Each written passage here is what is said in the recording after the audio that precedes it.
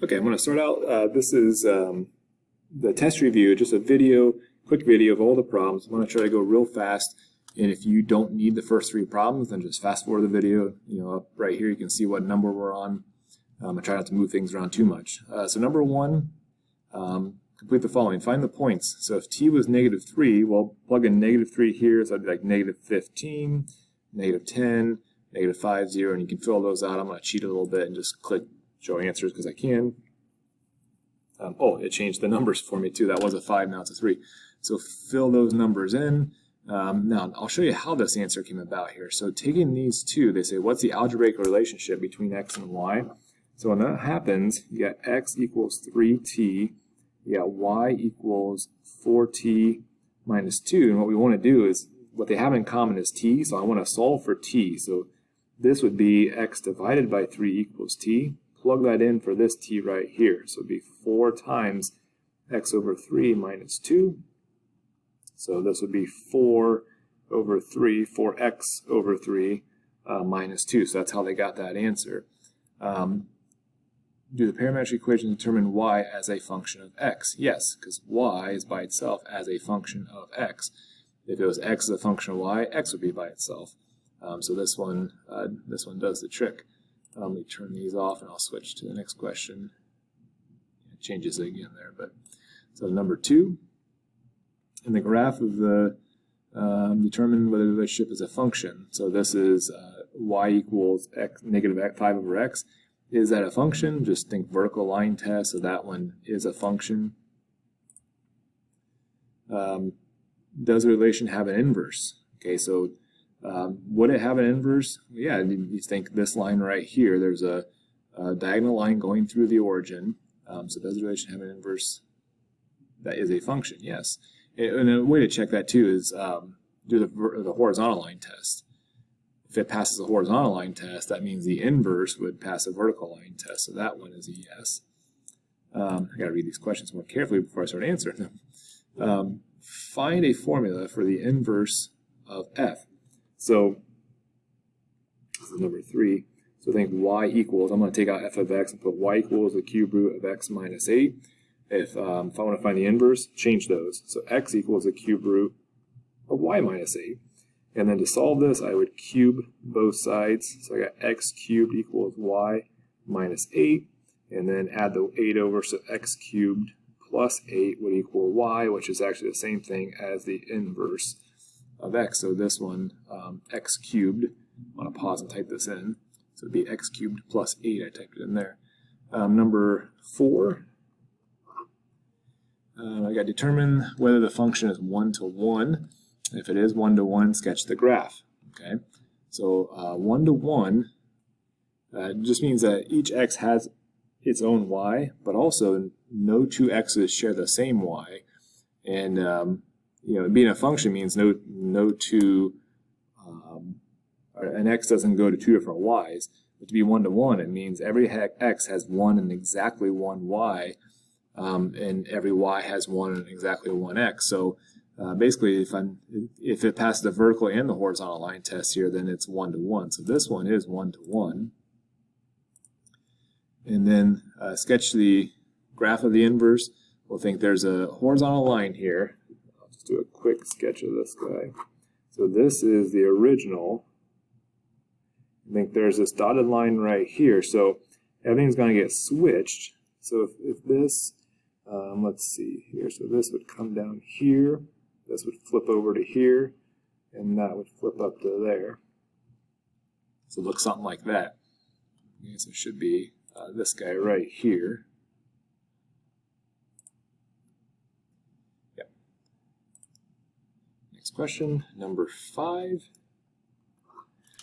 You need to find the compositions here. So I might pause the video and do the compositions, but what I'm going to do, f of g of x means plug g into f. Maybe let's see, I guess x minus 7 over 9. F of x is 9 times something plus 7, so I won't pause the video, I'll do it right here then. This wasn't going to be too bad. So the 9's would cancel out. I have x minus 7 plus 7 equals x. Okay, so when I compose this, I'll get x and then composing the other way, so g of f of x. So g, function g, says take something minus 7 divided by 9, and that something is 9x plus 7. So if I simplify the numerator, I've got plus 7 minus 7 is just 9x, and then reduce to 9, so that's just x also. That's convenient. That means that they're inverses of each other. So f and g are inverses of each other. Yes, they are inverses of each other because they both equal x. This guy gets a little crazy here. Move things over so we can see everything. So we've got, here's a U shape, that's a quadratic. Where's a quadratic? Square function. We got a V shape, that's an absolute value. This is a reciprocal function, 1 over x. This is a constant function. You think linear, the difference between this one, this is constant. Constant function. We'll go there. There we go. And then this one is it's linear and it's the identity function because it's y equals x. It's that diagonal line. The cube root function and then the square root function. They look a lot alike except the square root it's only going one direction. And then the cube function is that N shape there. So know those shapes. Nice work. Thank you. And then describe how the graph is transformed here. So this is number 7. I've got f of x equals the square root of negative x minus 3. So first off, this minus 3 here, that's down 3 units. And then the negative, since if it was outside, it'd be a reflection about the x-axis. Since it's inside, it's a reflection about the y-axis. So that flips it this way instead. So that would be a reflection about the y-axis, translation up 3 units. Nope, we want translation down 3 units. Number 8. Use a graph. So I'm going to get a 2 f of x plus 1 plus 1. So this means up 1. This means left 1. Then that 2 on the outside there, that's a vertical. Remember, it's vertical, and when that number is more than 1, it's a vertical stretch. So it's going to get stretched out. It's going to be, basically it's going to go like this and stretch it out twice as tall. So I got to kind of blow this up a little bit. Move this over. So I've got to think, which one of these is left 1, up 1? So that middle point needs to be left 1, up 1. So B is out, D is out. It looks like only this one is it. And just want to blow it up and make sure.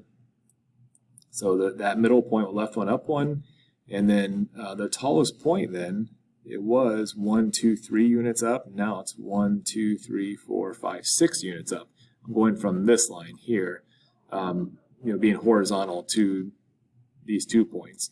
So it was 3 units up, now it's 6 units up. That's a factor of 2, so that's the one. So A is the guy I want. Number 9, I'm supposed to sketch these guys. These are all cube root functions. Which number 9? The cube root function is this guy. That first one is 2 units to the left, and that's C. The whole thing shifted 2 units to the left.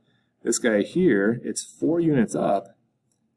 So it went 4 units up, but then it got the 3 on the outside means it's 3 times stretched vertically. So it's going to be 3 times longer vertically. Let's try which ones.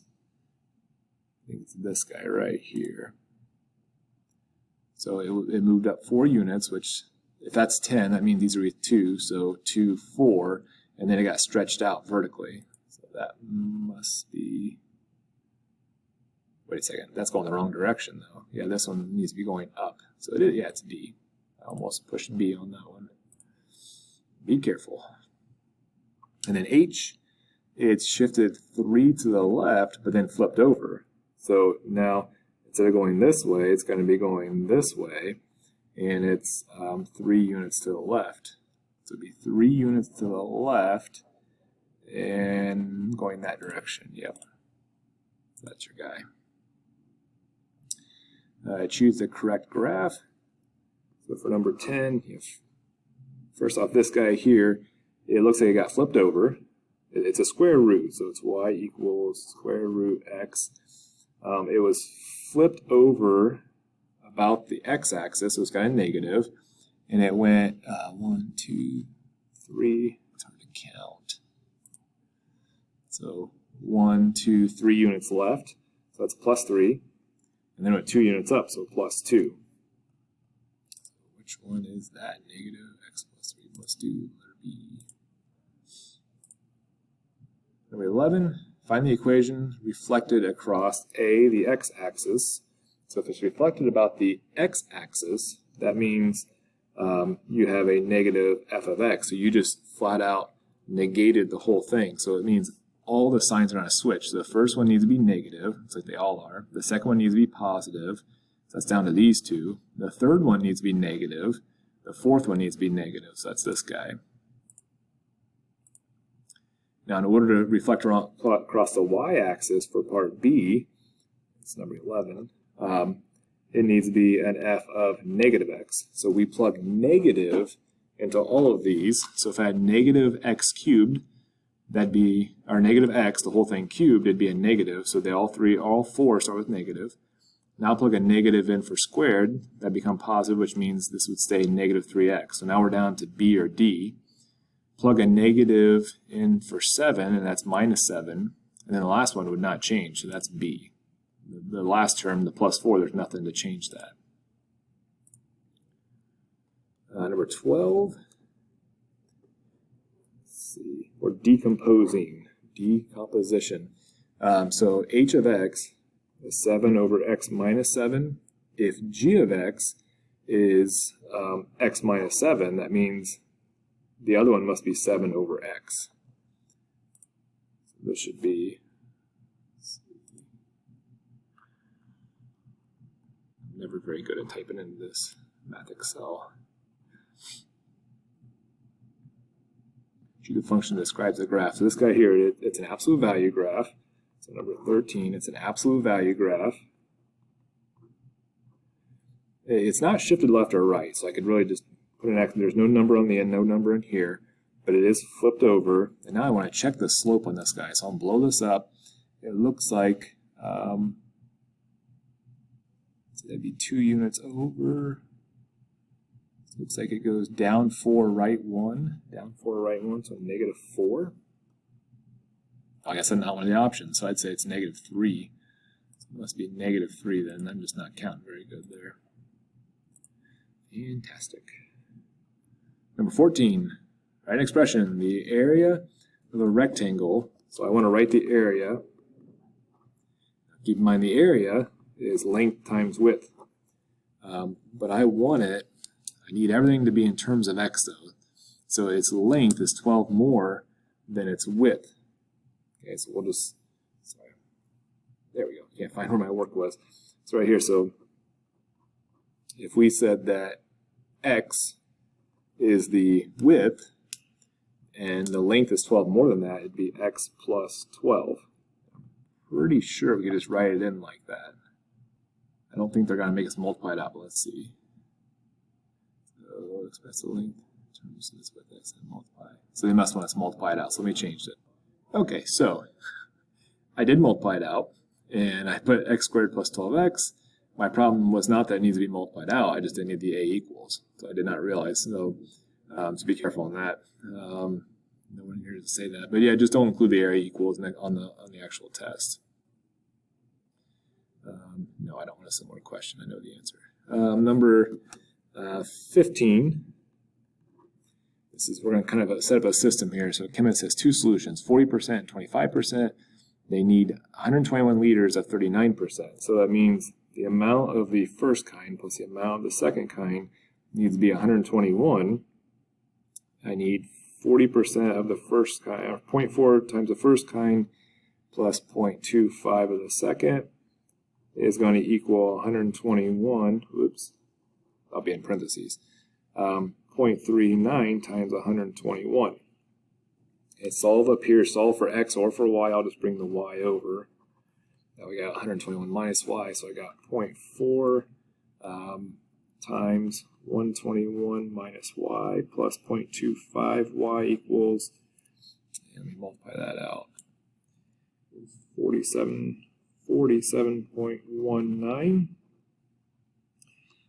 Here, and when it's done, I got 8.06, which would be 8.1 if I round to the nearest tenth, like it says. I'm kind of nervous because it's weird to get a decimal like that. And 121 minus 8.1 would be 112.9. Cross your fingers, hold your breath. Hey, that's it. All right. So that's that guy, number 11. Let me make more room here. Mother wants to invest $5,000 for her son's future education. She invests a portion of the money into a CD, which earns 4%, and the remainder into one that earns 7%. If the total interest after 1 year is $300, how much money was invested? Okay, so I know I've got it in the CD account. How much was invested in the CD account? So I know that the first account plus the second account, the amounts has to equal 5,000. And we're talking about interest only. So the interest, the first one is 4% times the first one plus 7% of the second one needs to equal $300. Okay, so now it's a matter of trying to get eliminate on this one. Yeah, I'd probably just substitute, so minus y.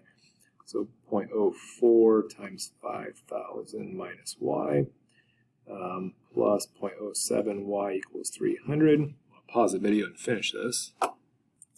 I got y equals $3,333.33. Now what I just found was y. I found the savings bond. If I was smart, I would have gone back here. If I looked ahead, I would have brought the x over and solve for y. That way when I plug y in, I have x left and I could solve for x and I'd be done already. But now I've got to subtract 5,000 minus the $3,333. So this one is 1667. Number 17. Without using a graphing calculator, which type of regression is this? Well, that's making an N shape. So that is a cubic.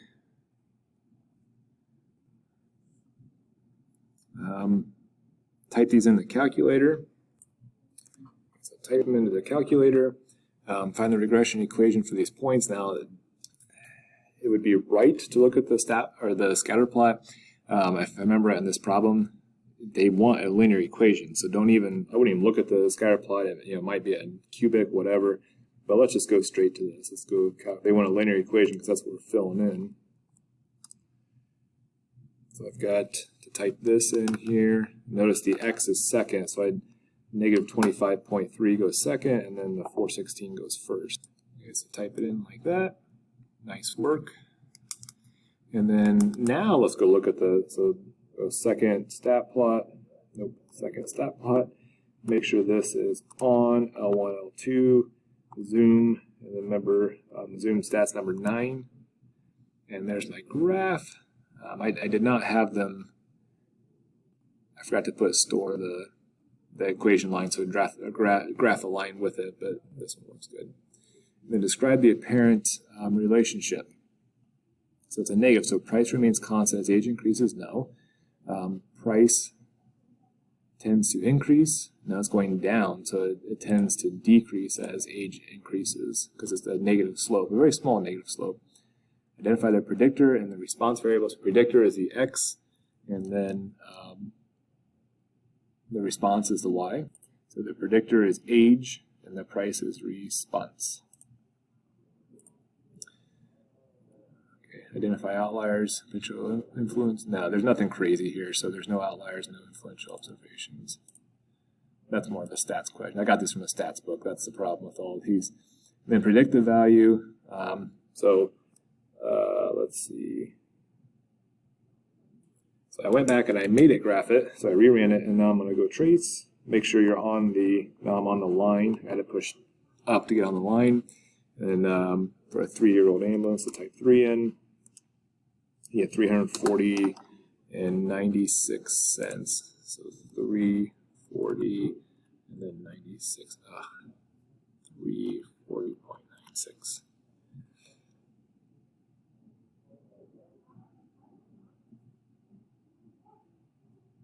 What did I do wrong? All the prices, hundreds of dollars. So multiply by 100, so it'd be hundreds of dollars. So it'd be, that makes sense. An ambulance wouldn't cost that much. I'm going to take that decimal out. Multiply by 100. Oh, good grief. What am I supposed to round to? Nearest $100. Okay. Yeah, so it's 34,100 because I had to round to the nearest $100. Number 19, which scatter plot has no association, or which scatter plot shows no association? All of these, or I'm sorry, none of these show no association.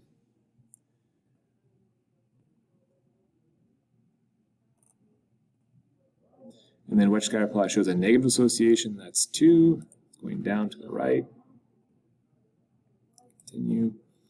Which has a linear association would be 2 and 3 have a linear association. Number 1 looks like quadratic or exponential, so scatter plots 2 and 3. Which scatter plot shows a weak or moderately strong? Which shows a weak or moderately strong association? I'd say one's kind of moderately strong, I'd say. The other two are pretty strong, a lot stronger. Yeah, 2 and 3 are good, strong ones. 1 is kind of weak.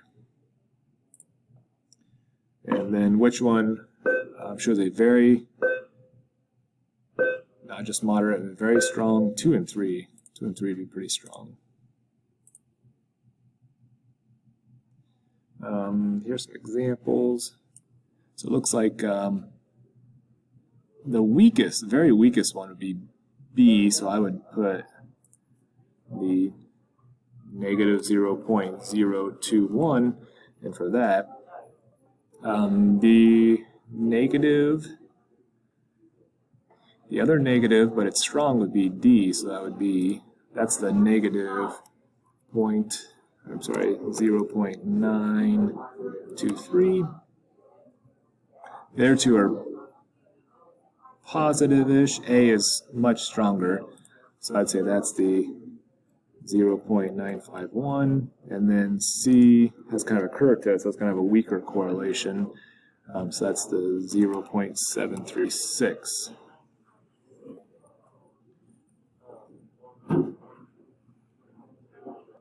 Okay, the length of the box to the right, the length it was 29. Now you took away 2x from it. The width was also 29. You took 2x from it, and its height would now be x. So we could fill in these with what we just said. Next question. Okay, so anyway, I had a class, so I had to pause everything and take a screenshot of this. But so I think it might have changed the problem from what the original one looked like. But it says the football team plays in a large stadium. Ticket price is $22, and they have 50,000 come every game. A survey says for every $1 increase, the attendance will go down by $300. So express the number of spectators in as a function of the ticket price. So X represents the ticket price itself. Not the number of tickets, but the ticket price. So first off, we want the number of fans, number of spectators. It's going to start out, we start out with 50,000, and we're going to subtract from that 300 for every dollar over $22. So for every dollar over 22, the way to write that would be X minus 22. Because if it was $23, that'd be $1 over, so 23 minus 22 would be 1. If it's $25, 25 minus 22 is 3, it's $3 over. So this would be how to express it. And it says to simplify your answer, so that before I type this in, I would subtract, let's see, 300 times 22, so that'd be It's going to be minus a negative, so plus. So this would be negative 300x plus 56,600, and that's the number, or I'm sorry, that's the number of fans based off the ticket price. And then part B, I can't type it in because this is a screenshot, so that's why I'm not typing it in there. And then part B says express the revenue. So revenue, so R based on the number of tickets, revenue would equal the number of tickets times the price, ticket price, which is what X is. So I would take the number of tickets, which is actually just N of X, times X, times the number. So well, the revenue would be N of X would be negative 300X plus 56,600 times X, which is going to be just negative 300X squared plus 56,600X. So that'd be the revenue based off of the ticket price.